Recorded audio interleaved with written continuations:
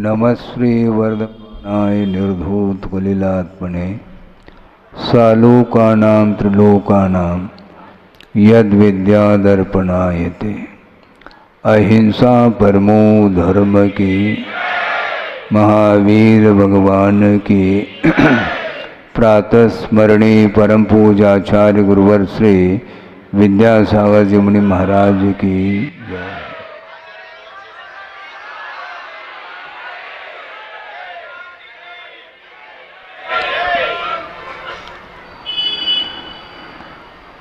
वैसे आषाढ़ सुदी चौदश के दिन वर्षा युग की स्थापना की गई है, किंतु औपचारिक जो आप लोग आवश्यक मानते हैं, कलश स्थापना की अपेक्षा से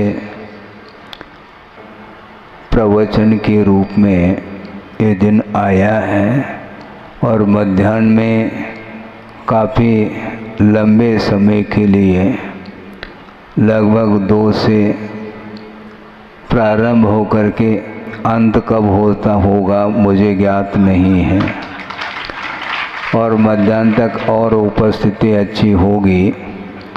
अभी मैं संक्षेप से आप लोगों के आग्रह से, भावना की अपेक्षा से कुछ आगम के आधार से विषय दे रहा हूँ।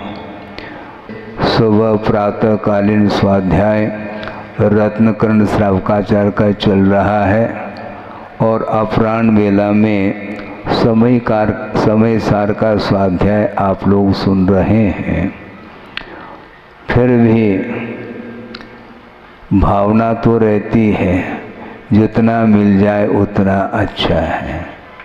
इसलिए आप लोगों ने बड़े भाव विभोर होते हुए गुरुदेव की पूजा की है, और किसके द्वारा की है? अष्टमंगल द्रव्य के माध्यम से पूजन संपन्न हुआ है।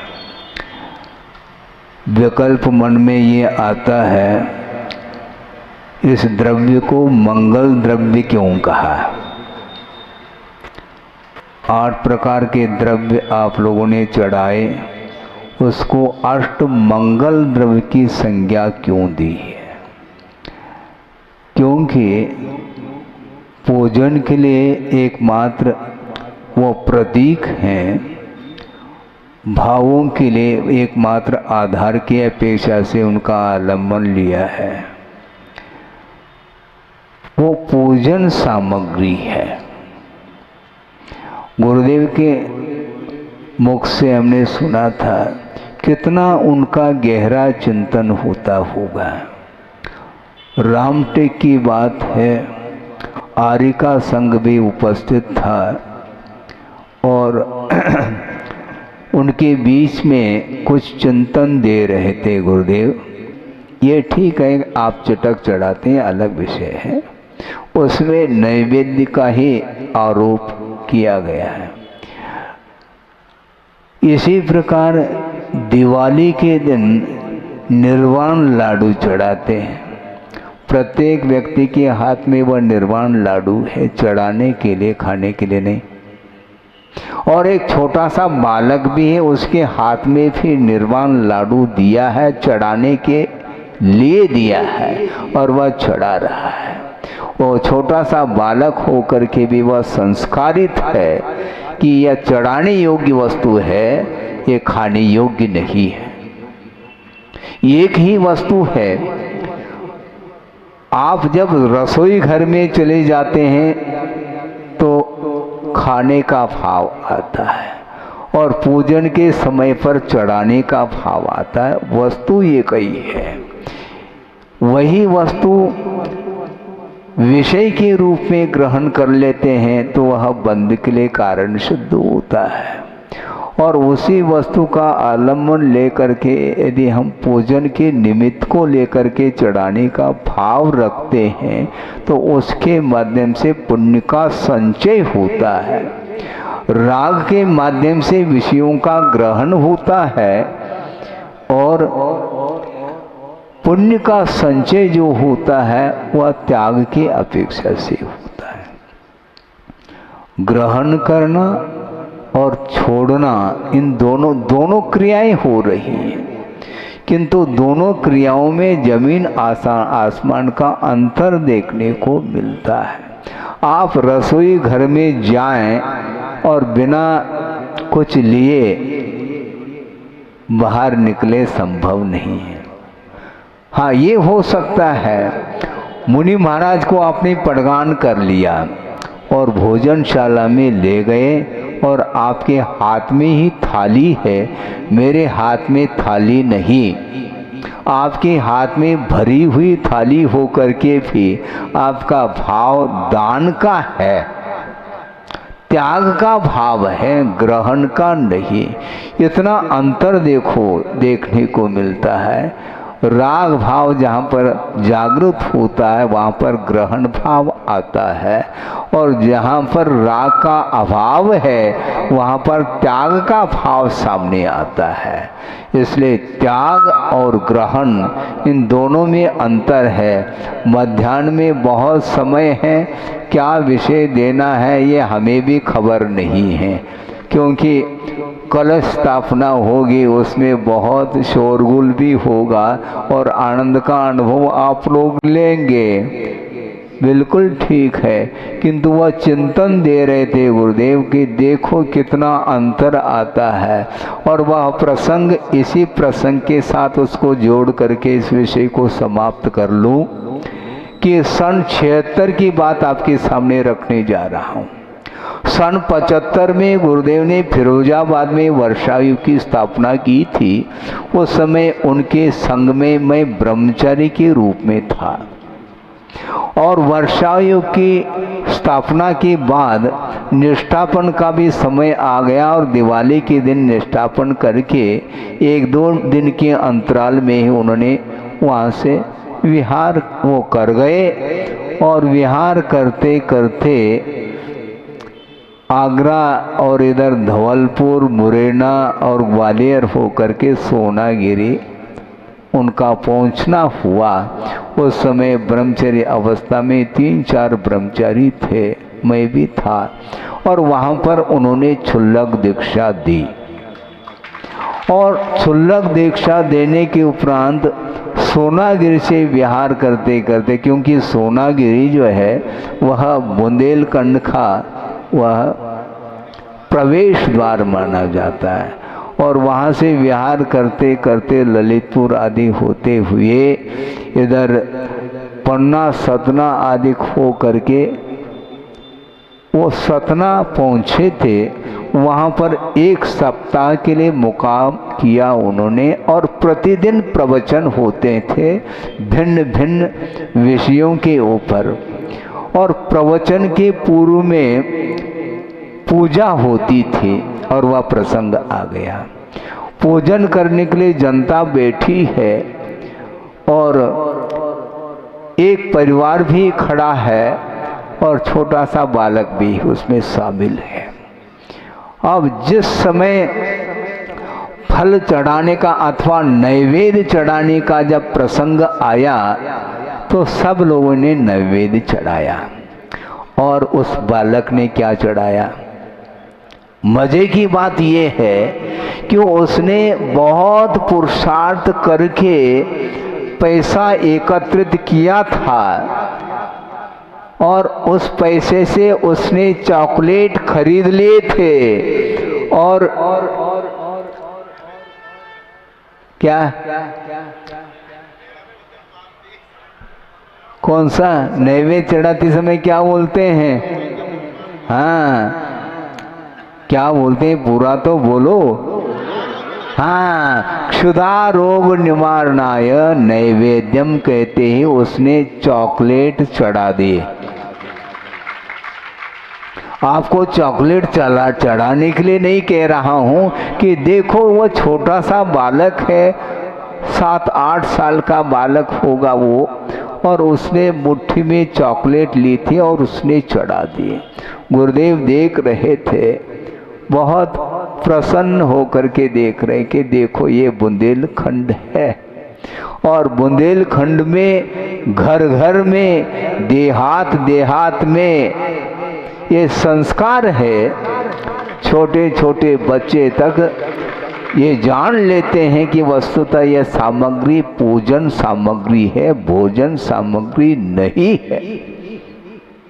आपने कहा कि महाराज आज भले ही 5 मिनट सही, थोड़ा बहुत तो हमें उद्बोधन मिलना चाहिए। हमने सोचा था आशीर्वाद देने के लिए आया था और आशीर्वचन की बात आ गई, तो यहाँ पर आपके लिए संक्षेप में ये विषय दिया है कि इस प्रकार गुरुदेव चिंतन करते हैं और हम लोग कुछ कर नहीं पाते हैं। वस्तु एक ही है, किंतु पूजन का जब भाव आता है उस समय त्याग का भाव आता है।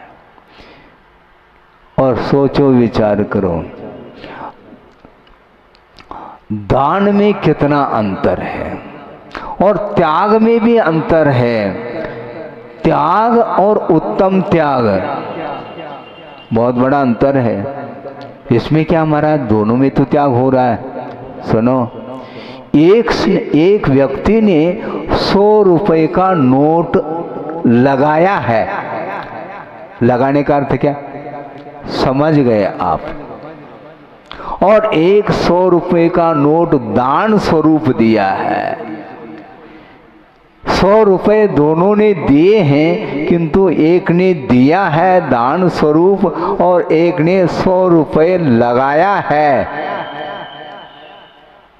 100 रुपए से हमें 1 लाख मिलने वाले हैं, लॉटरी। इस उद्देश्य को लेकर के लगाया है, किंतु वह त्याग माना जा सकता, उत्तम त्याग नहीं है। क्योंकि ग्रहण के भाव के साथ उसको दिया गया है। वहाँ पर ग्रहण बुद्धि लगी हुई है, इसलिए ग्रहण लगा है। यह परिग्रह है बंधु। व्यवसाय के दृष्टि से किसी को कुछ देना, ये देना नहीं माना जाता है। आप दुकान में जा कर के कुछ खरीदना है तो आप पैसा दे देते हैं, वह व्यवसाय कहलाएगा। किंतु यहाँ पर व्यवसाय नहीं है, यहाँ पर अध्यवसाय भी नहीं है। यहाँ पर परमात्मा की चर्चा चल रही है। प्रभु बने हैं, उनकी पूजन हमें करना है। वो पूज्य बने हैं, हमारी पूजा से उनमें पूजता नहीं आई, किंतु उनके पूजन अर्चन करने से अपने भीतर जो भवांतर का जो पाप अर्जित है उसको धोने के दृष्टि से भगवान आपके चरणों में मैं आया हूँ और कोई भी मेरा प्रयोजन नहीं है। इस प्रकार भीग करके वह प्रभु और गुरु की पूजन करता है। उसके माध्यम से 7 से पुण्य का संचय कर लेता है और वह पुण्य, वह 7 से जो पुण्य है वह भवांतर में काम आता है, इस भव में भी काम में आता है और उसका संबंध भवांतर तक चला जाता है। इसलिए जितने भी ये महान पुरुष बने हैं उन्होंने त्याग के माध्यम से ही कर्मों की निर्जरा करके अथवा कर्म का क्षय करके शुद्ध परमात्मा तत्व को प्राप्त कर लिया है। इसलिए वो हमारे लिए आराध्य हैं और उनकी आराधना करते हुए अपना जो अतीत जीवन जो मलिन था उसको निर्मल बनाने के उद्देश्य को लेकर के हम निरंतर देव शास्त्र और गुरु की आराधना करते रहें, जिसके माध्यम से आत्मा का उद्धार हो सके। इस पवित्र भावना के साथ अहिंसा परमो धर्म की जय। बोधि समाधि परिणाम शुद्धि स्वात्मोपलब्धि शिव शोक सिद्धि चिंतामणिम चिंतित वस्तुदाने त्वामंद मानस्य ममास्तु। परम पूजाचार्य गुरुवर श्री विद्यासागर जी मुनि महाराज की जय।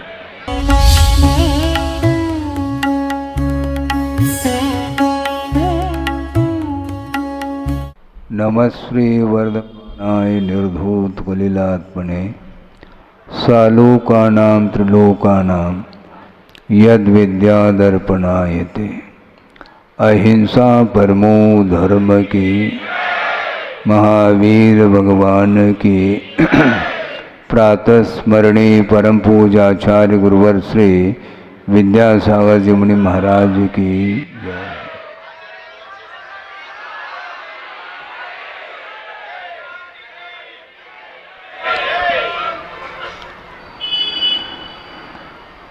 वैसे आषाढ़ सुदी चौदश के दिन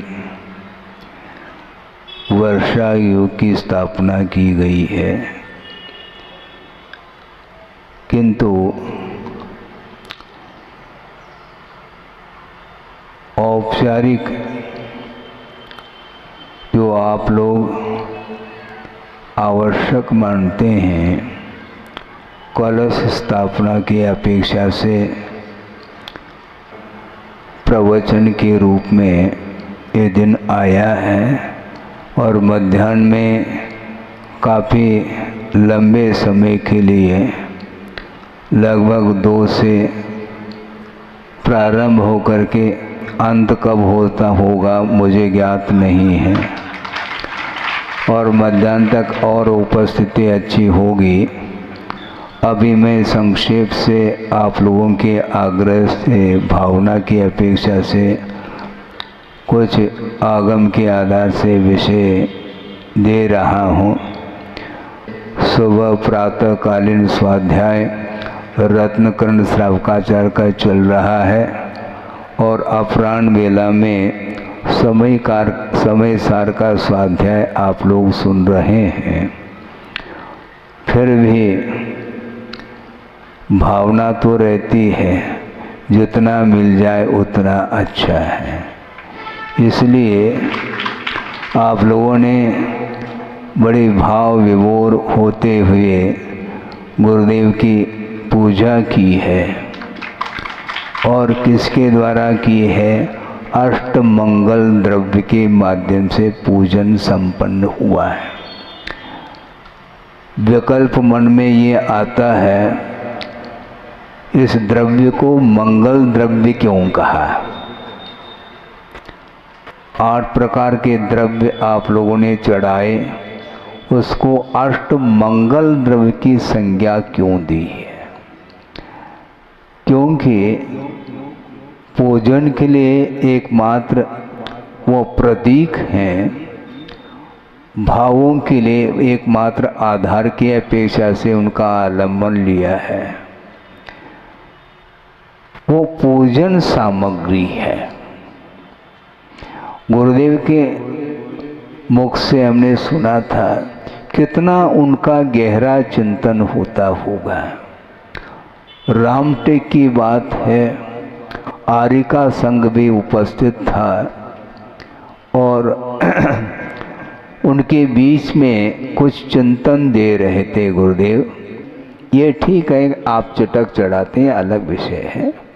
उसमें नैवेद्य का ही आरोप किया गया है। इसी प्रकार दिवाली के दिन निर्वाण लाडू चढ़ाते हैं। प्रत्येक व्यक्ति के हाथ में वह निर्वाण लाडू है, चढ़ाने के लिए, खाने के लिए नहीं। और एक छोटा सा बालक भी है, उसके हाथ में भी निर्वाण लाडू दिया है, चढ़ाने के लिए दिया है और वह चढ़ा रहा है। वो छोटा सा बालक होकर के भी वह संस्कारित है कि यह चढ़ाने योग्य वस्तु है, ये खाने योग्य नहीं है। एक ही वस्तु है। आप जब रसोई घर में चले जाते हैं तो खाने का भाव आता है और पूजन के समय पर चढ़ाने का भाव आता है। वस्तु एक ही है। वही वस्तु विषय के रूप में ग्रहण कर लेते हैं तो वह बंध के लिए कारण सिद्ध होता है। और उसी वस्तु का आलम्बन लेकर के यदि हम पूजन के निमित्त को लेकर के चढ़ाने का भाव रखते हैं तो उसके माध्यम से पुण्य का संचय होता है। राग के माध्यम से विषयों का ग्रहण होता है और पुण्य का संचय जो होता है वह त्याग की अपेक्षा से होता है। ग्रहण करना और छोड़ना, इन दोनों क्रियाएं हो रही हैं, किंतु दोनों क्रियाओं में जमीन आसमान का अंतर देखने को मिलता है। आप रसोई घर में जाएं और बिना कुछ लिए बाहर निकले संभव नहीं है। हाँ, ये हो सकता है मुनि महाराज को आपने पड़गान कर लिया और भोजनशाला में ले गए और आपके हाथ में ही थाली है, मेरे हाथ में थाली नहीं, आपके हाथ में भरी हुई थाली हो करके भी आपका भाव दान का है, त्याग का भाव है, ग्रहण का नहीं। इतना अंतर देखने को मिलता है। राग भाव जहाँ पर जागृत होता है वहाँ पर ग्रहण भाव आता है, और जहाँ पर राग का अभाव है वहाँ पर त्याग का भाव सामने आता है। इसलिए त्याग और ग्रहण इन दोनों में अंतर है। मध्याह्न में बहुत समय है, क्या विषय देना है ये हमें भी खबर नहीं है, क्योंकि कलश स्थापना होगी, उसमें बहुत शोरगुल भी होगा और आनंद का अनुभव आप लोग लेंगे, बिल्कुल ठीक है। किंतु वह चिंतन दे रहे थे गुरुदेव कि देखो कितना अंतर आता है, और वह प्रसंग, इसी प्रसंग के साथ उसको जोड़ करके इस विषय को समाप्त कर लूं कि सन 76 की बात आपके सामने रखने जा रहा हूं। सन 75 में गुरुदेव ने फिरोजाबाद में वर्षायुग की स्थापना की थी। उस समय उनके संग में मैं ब्रह्मचारी के रूप में था, और वर्षायुग की स्थापना के बाद निष्ठापन का भी समय आ गया, और दिवाली के दिन निष्ठापन करके 1-2 दिन के अंतराल में ही उन्होंने वहाँ से विहार वो कर गए, और विहार करते करते आगरा और इधर धवलपुर, मुरैना और ग्वालियर होकर के सोनागिरी उनका पहुंचना हुआ। उस समय ब्रह्मचर्य अवस्था में 3-4 ब्रह्मचारी थे, मैं भी था, और वहाँ पर उन्होंने क्षुल्लक दीक्षा दी। और क्षुल्लक दीक्षा देने के उपरांत सोनागिरी से विहार करते करते, क्योंकि सोनागिरी जो है वह बुंदेलखंड का वह प्रवेश द्वार माना जाता है, और वहाँ से विहार करते करते ललितपुर आदि होते हुए इधर पन्ना, सतना आदि हो करके वो सतना पहुँचे थे। वहाँ पर 1 सप्ताह के लिए मुकाम किया उन्होंने, और प्रतिदिन प्रवचन होते थे भिन्न भिन्न विषयों के ऊपर, और प्रवचन के पूर्व में पूजा होती थी, और वह प्रसंग आ गया। पूजन करने के लिए जनता बैठी है, और एक परिवार भी खड़ा है, और छोटा सा बालक भी उसमें शामिल है। अब जिस समय फल चढ़ाने का अथवा नैवेद्य चढ़ाने का जब प्रसंग आया तो सब लोगों ने नैवेद्य चढ़ाया, और उस बालक ने क्या चढ़ाया? मजे की बात यह है कि उसने बहुत पुरुषार्थ करके पैसा एकत्रित किया था, और उस पैसे से उसने चॉकलेट खरीद लिए थे, और क्या कौन सा नैवेद्य चढ़ाते समय क्या बोलते हैं? हाँ, क्या बोलते हैं? पूरा तो बोलो। हाँ, क्षुधा रोग निवारणाय नैवेद्यम कहते ही उसने चॉकलेट चढ़ा दिए। आपको चॉकलेट चढ़ाने के लिए नहीं कह रहा हूँ कि देखो वो छोटा सा बालक है, 7-8 साल का बालक होगा वो, और उसने मुट्ठी में चॉकलेट ली थी और उसने चढ़ा दिए। गुरुदेव देख रहे थे, बहुत प्रसन्न होकर के देख रहे कि देखो ये बुंदेलखंड है, और बुंदेलखंड में घर घर में, देहात देहात में ये संस्कार है।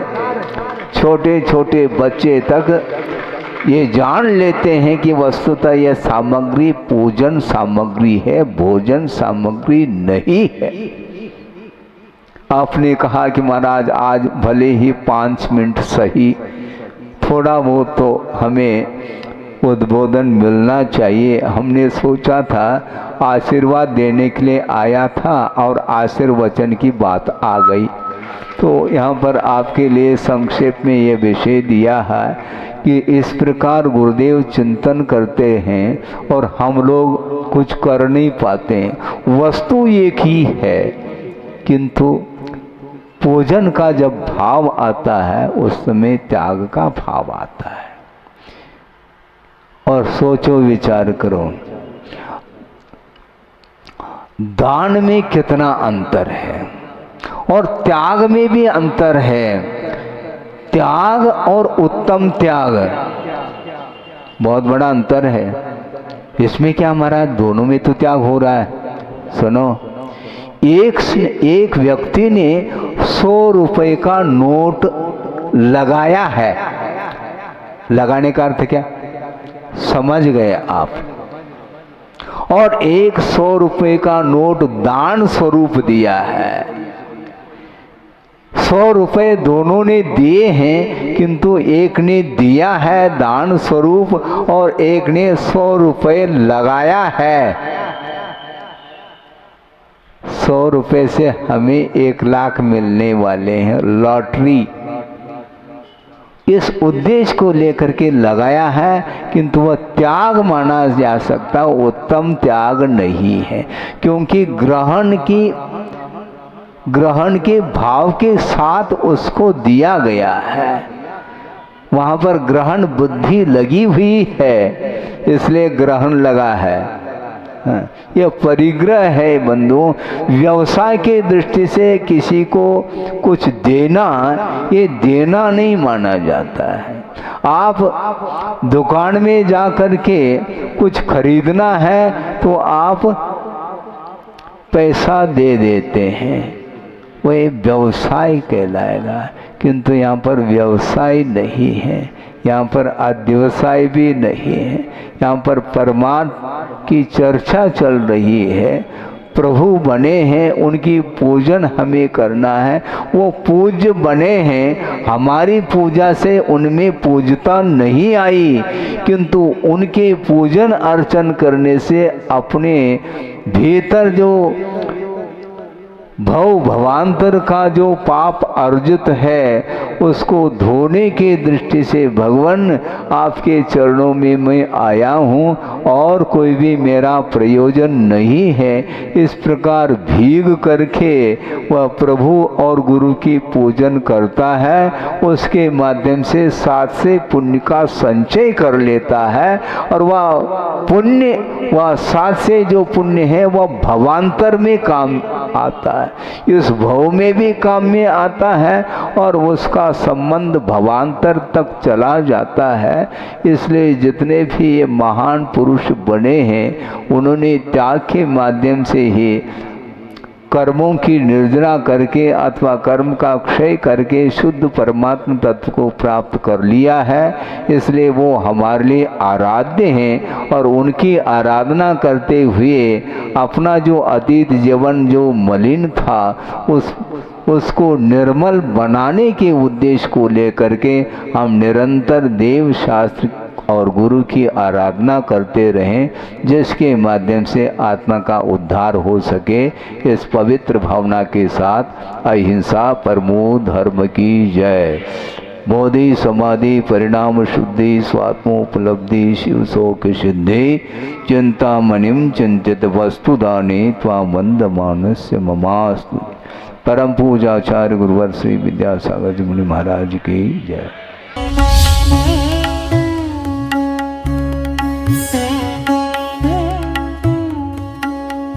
परम पूज्य संत शिरोमणि आचार्य श्री विद्यासागर जी महाराज भारतीय श्रमण संस्कृति के एक ऐसे महान साधक थे जिनके ज्ञान, ध्यान और तप की चर्चा युगों युगों तक सारे विश्व में होती रहेगी। किसी ने उन्हें चलता फिरता तीर्थ कहा तो किसी ने तीर्थंकर, पर सच में तो वे चारित्र, ज्ञान, तप और वात्सल्यता में ऐसे श्रेष्ठ संत थे जिन्होंने भारतीय संस्कृति के संरक्षण और संवर्धन के साथ साथ सदैव सामाजिक समरसता का पक्ष लिया और अपने प्रभाव और प्रताप से जैन ही नहीं बल्कि विभिन्न धर्मों को मानने वाले लाखों करोड़ों लोगों के दिलों में अपना स्थान बना लिया। किंतु आज जब आचार्य भगवान देह रूप में हमारे साथ नहीं हैं, लेकिन उनके जैसे ही कठोर तपश्चर्या एवं प्रबल अनुशासन से पल्लवित संस्कारों की झलक देखने को मिलती है, उनके प्रथम आज्ञानुवर्ती शिष्य परम पूज्य नवाचार्य श्री 108 समय सागर जी महाराज में, जो उनके बताए मार्ग पर चलते हुए आज विश्व में धर्म की महती प्रभावना कर रहे हैं। आइए देखते हैं संत शिरोमणि आचार्य श्री 108 विद्यासागर जी महाराज के जन्म के 12 वर्ष बाद उन्हीं पुण्यवान माता के गर्भ से शरद पूर्णिमा के ही पावन पर्व पर जन्मे परम पूज्य नवाचार्य श्री 108 समय सागर जी महाराज की संयम पूर्ण जीवन यात्रा।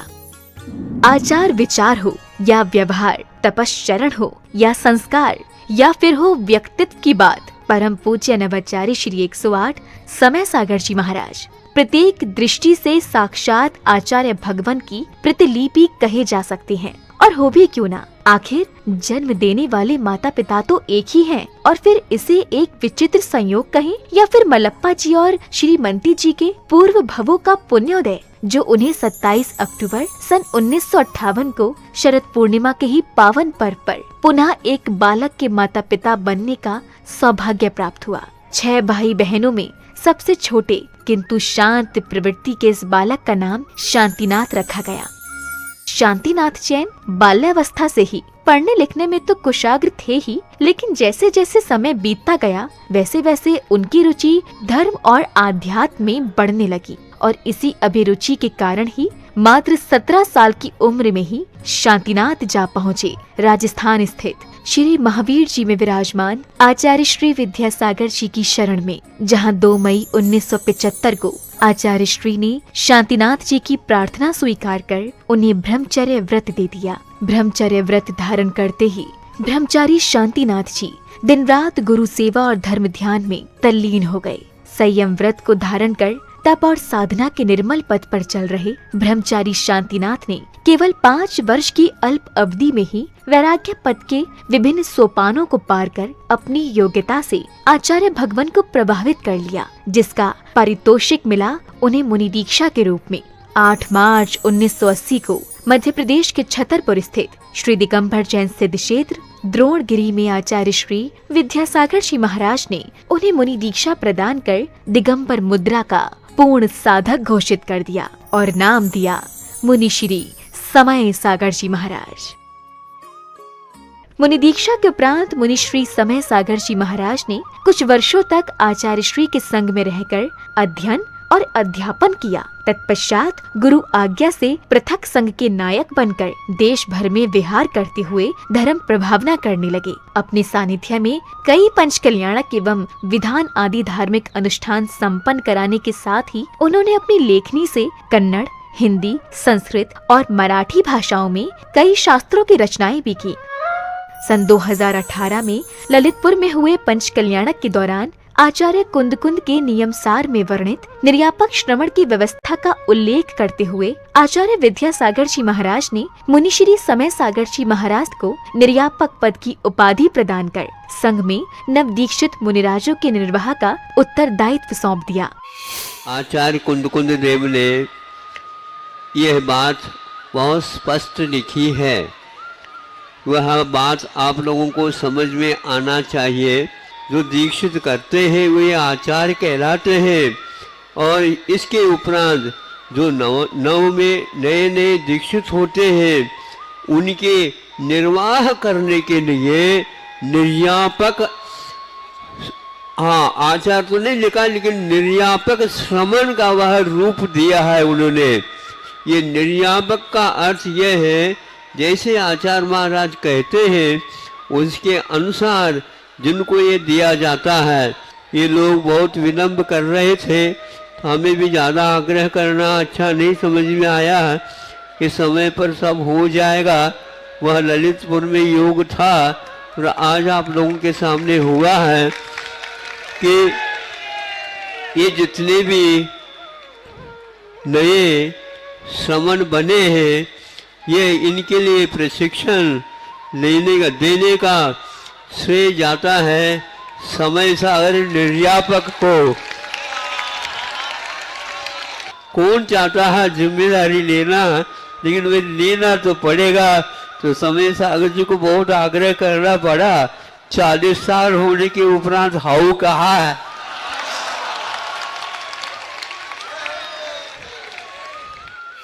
समय अपनी गति से चलता रहा। छत्तीसगढ़ के डोंगरगढ़ स्थित चंद्रगिरी तीर्थ में विराजमान आचार्य श्री विद्यासागर जी महाराज ने 6 फरवरी के ही दिन आचार्य पद के लिए निर्यापक श्रमण मुनि श्री समय सागर जी महाराज को चुन लिया एवं अपनी समाधि से 3 दिन पूर्व 15 फरवरी 2024 को आचार्य पद का त्याग कर पूर्ण संलेखना की ओर अग्रसर हो गए। आचार्य भगवान की आज्ञा अनुसार निर्यापक श्रमण मुनिश्री समय सागर जी महाराज ने 16 अप्रैल 2024 को दमोह के कुंडलपुर में समस्त आचार्य संघ एवं देश भर के जैन समाज की उपस्थिति में पूज्य गुरुदेव के उत्तरदायित्वों के निर्वहन के लिए आचार्य पद स्वीकार कर लिया। पूज्य नवाचार्य समय सागर जी महाराज की। अंततः ये कहा जा सकता है कि आज का दिन केवल एक पर्व ही नहीं बल्कि स्वर्णिम अक्षरों से लिखित एक ऐसा अध्याय है जो विश्व के धार्मिक इतिहास में सदा ही अमर रहेगा। ये मात्र एक संयोग नहीं बल्कि पूरे समाज का पुण्य है जब एक ही दिन जन्मे गृहस्थ जीवन के 2 भाइयों ने गुरु शिष्य के रूप में परिवर्तित होकर धर्म उत्थान को अपना कर्तव्य माना और इसे परम पूज्य संत शिरोमणि आचार्य श्री 108 विद्यासागर जी की कठोर तपश्चर्या एवं संस्कारों का ही परिणाम कहेंगे, जो आज नवाचार्य श्री समय सागर जी महाराज भी उनकी अक्षुण्ण परंपरा का निर्वहन करते हुए धर्म की प्रभावना कर रहे हैं। आज पूरे विश्व का जैन समाज ये आशा कर रहा है कि परम पूज्य नवाचार्य श्री समय सागर जी महाराज भी संत शिरोमणि आचार्य श्री विद्यासागर जी महाराज के बताए मार्ग पर चलकर उन्हीं की भांति धर्म उत्थान का कार्य करते हुए समाज को एक नई दिशा प्रदान करेंगे। एक बार पुनः धर्म के महान उन्नायक परम पूज्य नवाचार्य श्री समय सागर जी महाराज के चरणों में हमारा त्रैबार नमोस्तु, नमोस्तु भगवन, नमोस्तु भगवन।